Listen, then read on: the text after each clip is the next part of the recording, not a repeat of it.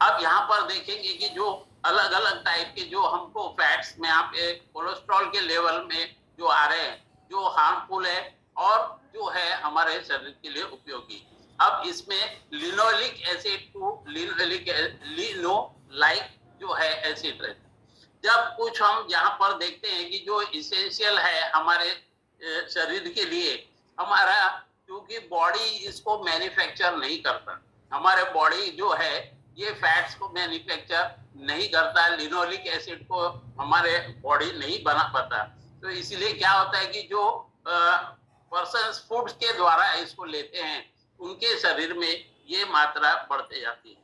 अब इसमें poly unsaturated fatty acid होता है, वो नेचुरल ऑयल्स, प्लांट ऑयल्स और फिश ऑयल में मिलता है, जिसमें हमारा मुख्यतः जो हम बोलते हैं ओमेगा 3। ओमेगा 3 जो है हमारे शरीर के लिए उपयोगी है, उतना ही हानिकारक ओमेगा 6 है जब वो एक्सेस में हम लेते हैं तब। अब हमारे बॉडी को क्या होता है, हमारे जो बेसिक फंक्शंस को, जो हमारे जो हार्मोन्स को भी जो पूरे शरीर पे जो ले जाना है ब्लड की स्ट्रीम के थ्रू, क्योंकि इसमें कोलेस्ट्रॉल भी है, फैट कोलेस्ट्रॉल भी है, इसलिए ये कहीं पर एक्सेस अगर होता है तो क्या होता है, हमारे वेन्स और कैपिलरीज जो है वो ब्लॉक होती है और जिससे भिन्न भिन्न प्रकार के रोगों का हम शिकार होते हैं, खास करके हार्ट अटैक और हार्ट जो है प्रॉब्लम्स, जो हार्ट के प्रॉब्लम्स ज्यादा आते हैं।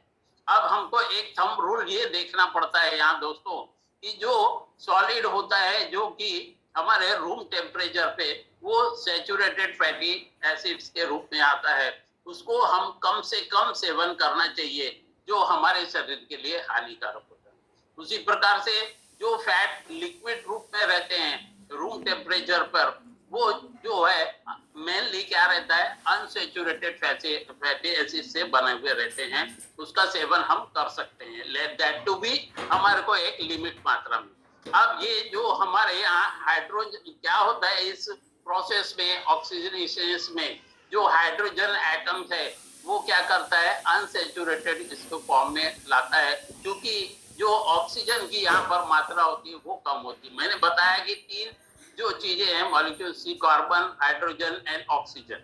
तो जब ऑक्सीजन की इसमें मात्रा कम होती है और हाइड्रोजन और कार्बन की मात्रा बढ़ती जाती है, ये हमारे फैटी एसिड्स को जो कहते हैं, इसको ट्रांस फैट एसिड कहते हैं, ट्रांस फैटी एसिड कहते हैं, जो हमारे शरीर के लिए नुकसानदायक रहता है, क्योंकि ये ट्रांस फैटी एसिड जो है इसमें क्या होता है कि सेचुरेटेड जो फैट्स है उसका फॉर्मेशन ज्यादा होता है। खास करके यहाँ पर एक बताना चाहूंगा कि जैसे हम जो यहाँ पर देखते हैं कि जो फूड, जो स्ट्रीट फूड्स रहते हैं, स्ट्रीट फूड्स में या कुछ होटल्स में जो भी हमको तले हुए चीजें मिलते हैं, तो वो एक ही ऑयल में उसी चीज को बार बार तलते हैं, जिससे कि उसके जो फैट के कंटेंट्स है वो एचडीएल से एलडीएल में कन्वर्ट हो जाते हैं, जो हमारे शरीर को नुकसान पहुंचाते हैं।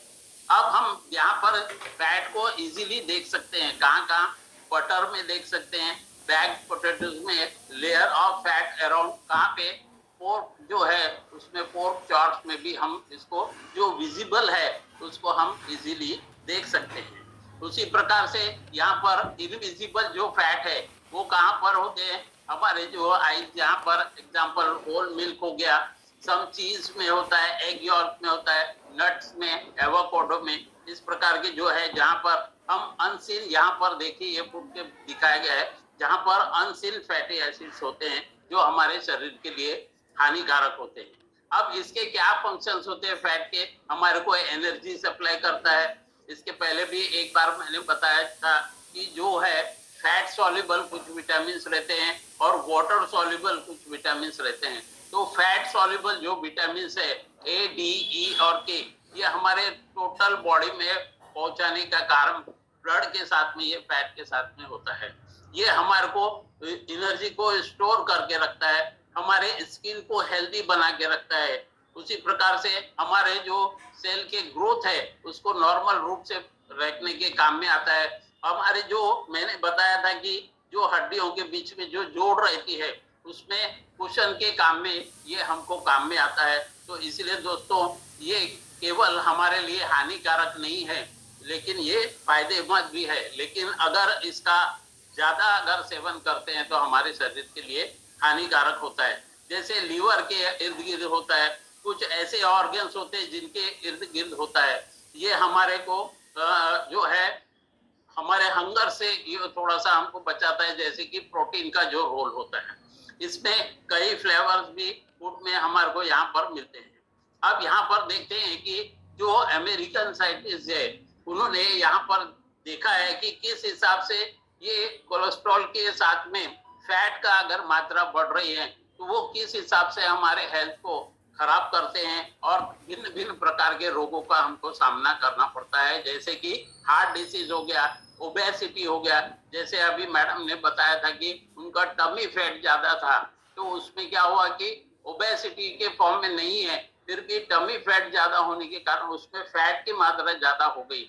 इस कारण से जो है वो टमी जो है ज्यादा दिखने लगता है। उसी प्रकार से जो कार्डियोवास्कुलर प्रॉब्लम है, हार्ट के जो प्रॉब्लम्स है, वो भी इसमें ज्यादा से ज्यादा आने के चांसेस है। अब इस फैट को हम कैसे रिड्यूस करते जाए, क्योंकि खाना सभी को है, क्योंकि जीने के लिए तो खाना पड़ेगा ही।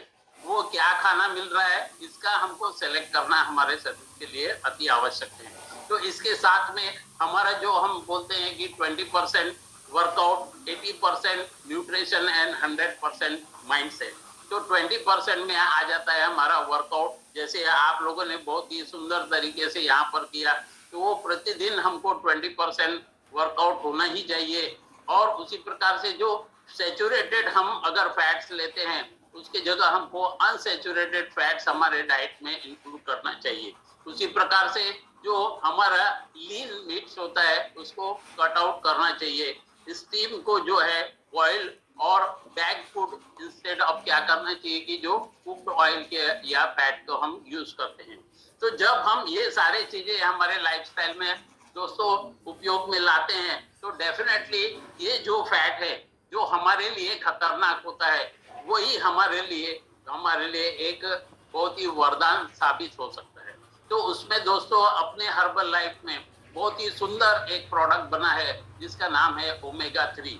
जैसे मैंने बताया कि ये पॉली अनसैचुरेटेड जो फैट है उसमें यहाँ पर ओमेगा 3 और ओमेगा 6 आता है। तो ओमेगा 3 का हमको सेवन करना चाहिए, क्योंकि ओमेगा 3 फैटी एसिड में स्पेशली जो ईपीए और डीएचए रहता है वो हमारे लिए शरीर के लिए काफी इंपॉर्टेंट होता है।